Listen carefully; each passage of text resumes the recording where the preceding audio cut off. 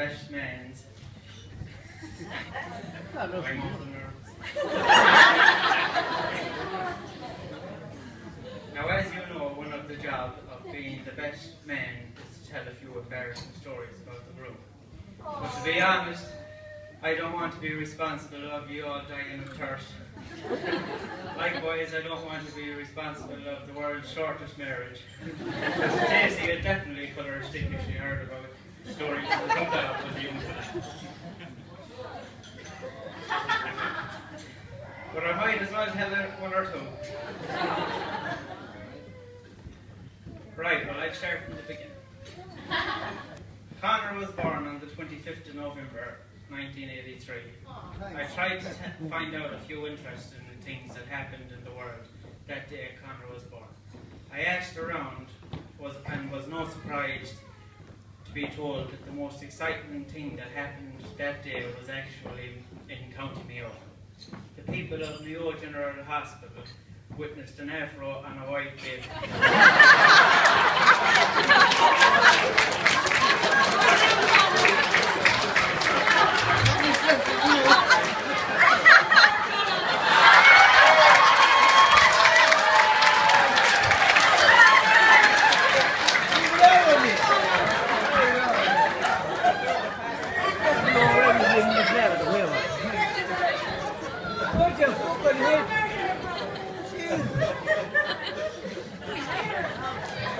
As the nurses talked about this afro baby, they hummed along with Billy Joel's down there, which was number one in the charts at the time. It's no surprise then that this turned out to be Connor's number one favourite song.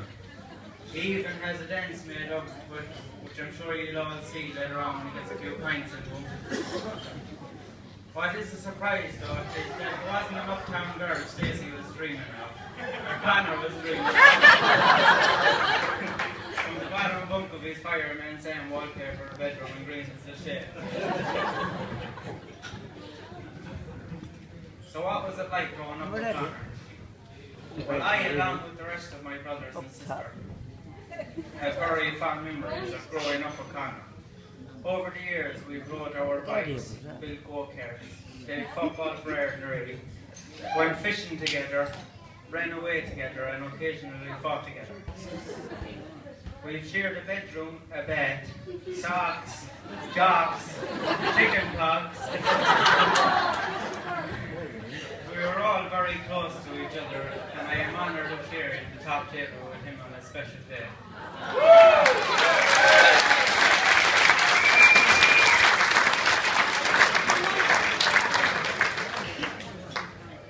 Some of you may have noticed Connor was a bit mixed up during the ceremony today. He didn't know whether to sit down, kneel down, or stand up.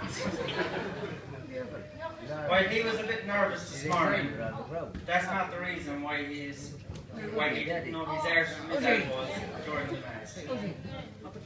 And no, it wasn't due to the dropping of whiskey he had for his nerves this morning. It was, in fact, Connor hasn't been at Mass since he was about 6. This is because nobody would bring him. Our brother had a habit of playing up at Mass as a child. One Saturday evening, Granny Josie brought himself and me up to half-7 Mass. The two boys arrived well wrapped up with their black woolly hats on their heads and grins on their faces. The grins worried Granny. When the first 10 or 15 minutes of Mass went well, the boys were quiet. She relaxed a bit, closed her eyes, and was praying. Probably thanking God that the boys were so quiet. But the boys stayed quiet as long as Irene White was flipping the Silvermans. When the Silvermans were gone, the boys got a bit giddy. They pulled the black woolly hats over their faces and looked around the half-7 Mass. Stared through the 2 holes they cut out through the hats. A poke from Irene White's walking stick and the roars of laughter woke Granny, and she took off running up the church after them. They were in and out of the aisles, seats with their balaclavas on, busting laughing. When she got them eventually, she told them their 7:30 masses was over. Even Granny didn't turn up to too many of them after that. Granny maybe mustn't have heard about the balaclava incident and was brave enough to take them down the town with her a few weeks later. She was up the market going about her business and picking up a few bits for her Christmas. The boys spotted a stall with kids' tractors and went over to inspect them. There were 7 or 8 tractors tied by a rope in a line. Which one of them would you like up presenting me, Holly? Connor was saying.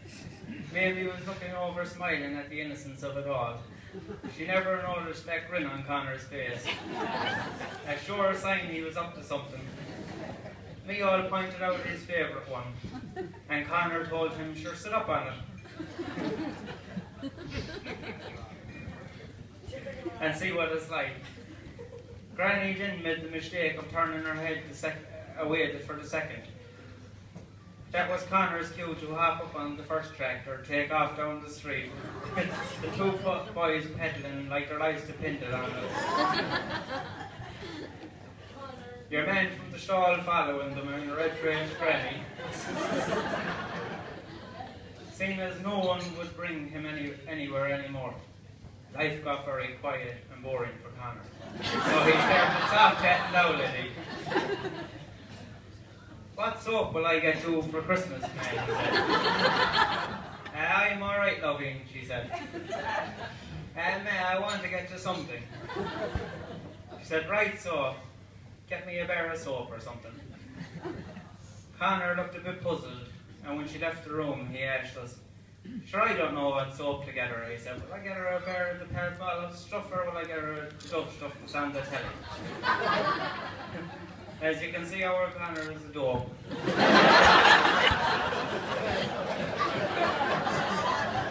So is it any wonder I thought to myself this morning as I watched Stacey walking up the aisle with Bertie, that it's funny how a history has a habit of repeating itself. 26 years ago, Stacey's mother and father were sending her to bed with a dummy. And here they are again today.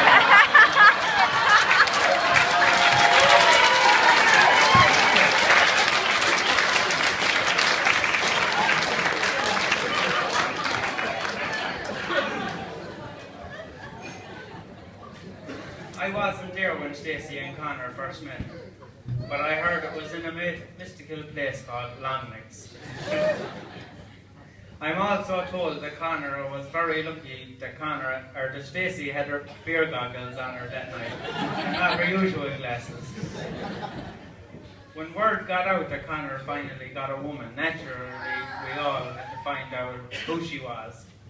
Sure, we couldn't believe he got a woman. First of all, heard she was from Brafey. A good match for Connor, we thought straight away. Brafey born, Brafey bred, strong in the arm and thick in the head.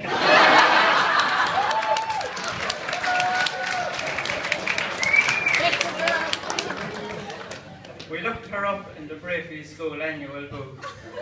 That made us none of the wiser, because we couldn't see her. Someone had drawn thick glasses, black teeth, and a mustache on her face, which I'm glad to see she has shaved off for today.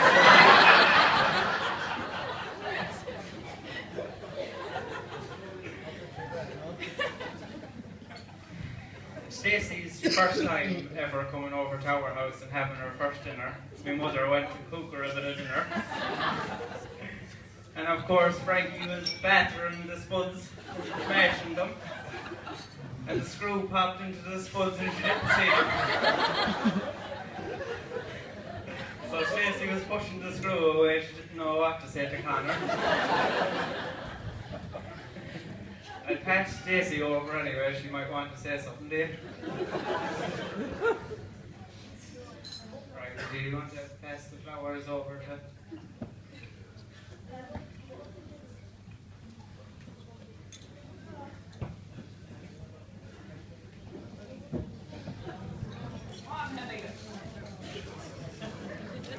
Oh, Benedict! you.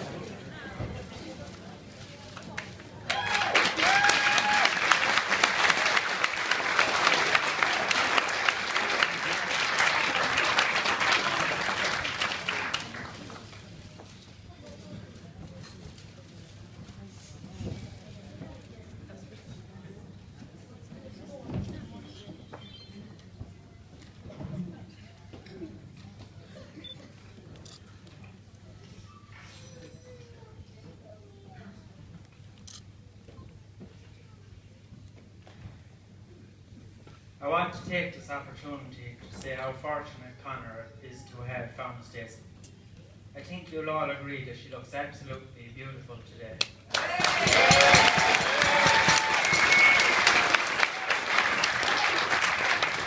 Stacey is a wonderful person, kind, caring, funny, and is great at making the tea every time I call over.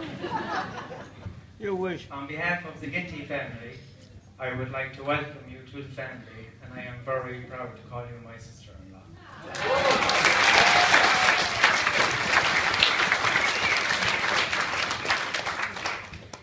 Since meeting Stacey, Connor has taken to the farming life, like duck to water. You'll no longer see him flying out the Bunnycannon Road in his souped-up Honda Civic, but bobbing his head up and down in Bertie Nelson's tractor, with trailer of silage and tow. Not only has he turned into a farmer, but he has also started to talk like one. Alright, Jesus, how are you getting on? Alright, parish for the third.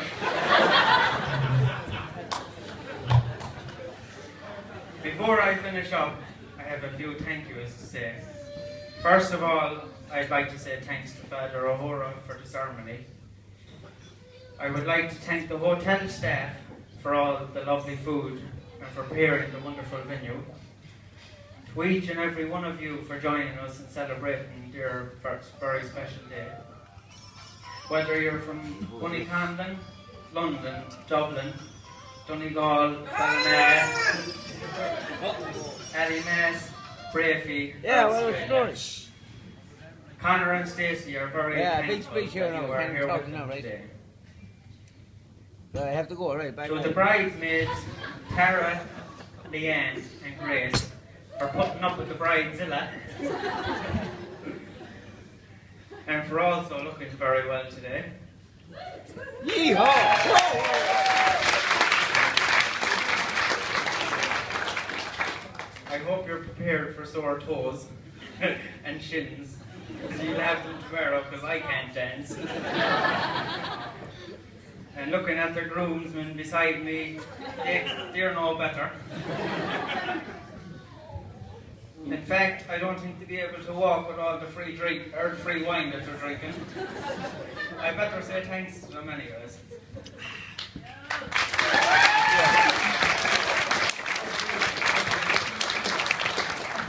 Thanks first of all for showing up. Secondly, for showing up sober for a change. And thanks for copying my out. Busy! Oh, man, busy! Oh, winner, come on! We want more! Thanks to the We kids want who were more. involved today, to Oisin, Connor and Stacey's son. You were great today, Oisin. Thumbs up.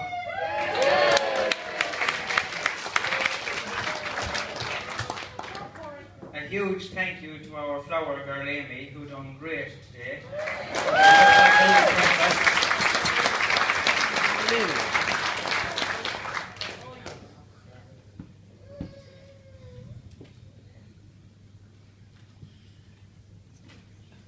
A thanks to the people who have said prayers today in the church.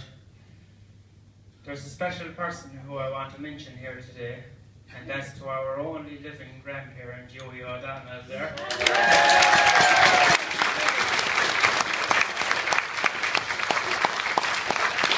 Connor has actually thanked him for all the memories on holidays in Donegal when he was younger, and for putting up with the tricks he played on him, like putting frogs in his trousers, or painting on his face when he was asleep. It's a great honour to have such a gentleman here today. He is someone Connor, and indeed us all have great love and respect for.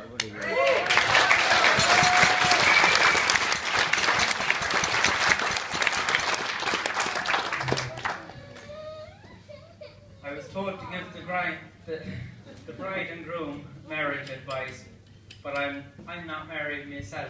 So I asked for a few tips. Come on, tell him. Keep it coming. Busy, ain't it? John Crichton down there suggests that you always remember the three important words. You're right, me dear. I don't see him at the moment. John Loftus down there said, it doesn't matter how often a married man changes jobs, you'll always end up with the same boss.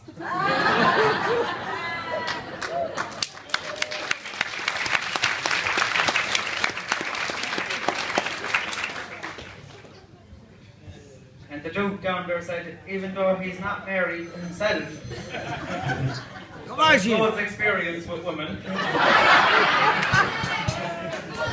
that a man is an incomplete until he is married. Then he is really finished.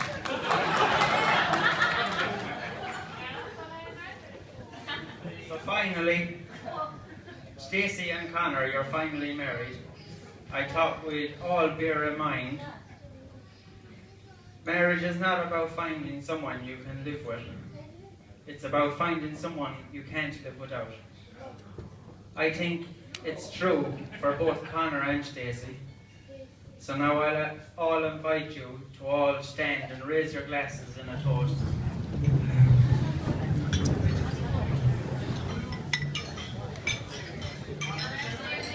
For love, laughter, and happy ever after, Connor and Stacey, Mr. and Mrs. Ginty.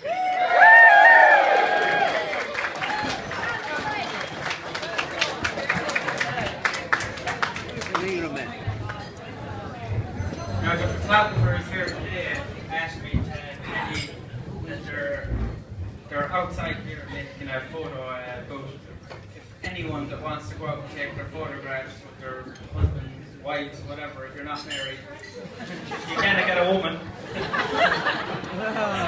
out and get your photographs taken, and Stacey and Connor will email them on to you, and you give them your email addresses or whatever. And it's free of charge. I know you don't like paying for it. Honest. Oh, thanks.